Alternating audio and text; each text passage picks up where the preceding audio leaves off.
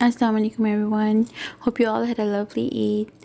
And for today's recipe, I'll be making chicken wings, and I'll be making them in two steps. First on the stove top, and then I'll grill them or broil them in the oven for the last 5-10 minutes. So to begin, I'll just place all the wings in a large pot, and they're all cut into two pieces. So 12 wings cut into two pieces, so about 24 pieces of chicken wings there. And then I'll add the lemon juice and oil directly into the pot, and you can see I have them in one layer, and I don't want to double layer or overlap them top of each other, because I won't be able to coat the wings with the paste if I was to do that. And there I'll just spread all the dried ingredients, and I am using all the dry ingredients, as in like the garam masala, salt, red chili powder, garlic powder, onion powder, paprika. So everything is in powder form, and the reason I'm doing that is because I don't want too much gravy in the wings, since I am making them dry. So I just need enough to mix into the gravy from the wings and just turn it into a paste. And I find when I use the masala powders, it just turns out better than adding garlic paste or ginger paste, because I don't want that texture. I just wanted I want it to be dried after I'm done cooking them. So best ingredient to use is dry powdered masalas or spices. So there you can see I'm just adding everything just on top of the chicken, and at this point I have the pot on high heat, and once I see the lemon juice starts to boil, I will mix everything into the wings, and then cover the pot and let it simmer on medium heat for 5 minutes.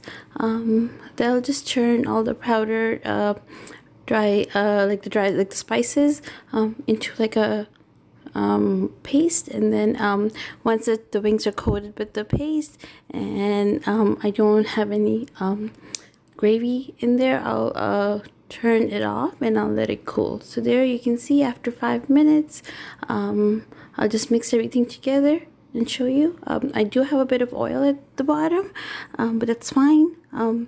The spices are all coated on the wings, because the wings do have their skin on, and we do want it that way because the turnout is actually a little crispy, and without frying them or coating them with any sort of flour. You can add a bit of cornstarch, which I'll show you again at the end, but that's totally optional.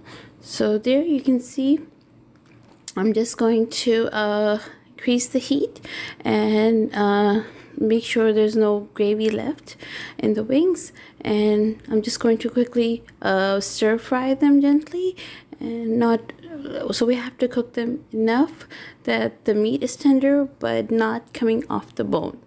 And I will show you before I actually place them on the baking tray and put them in the oven for 5 minutes to broil or grill. And there, once the paste is thick and dry, I will turn the stove off and let them cool down for 5 to 10 minutes. And at this point, I'll just start the oven. So broil, and then for 5 minutes, so once it's heated, I'll just place them in there only for 5 minutes, because I just want the skin to get crispy. They're fully cooked. I just want like the final touch, so I'm just going to place them all on the baking tray, and then have them all in the tray. You can coat them with some cornstarch, very lightly. So you don't want to put the wings in the cornstarch and then place them on the tray, because we don't want that heavy coating.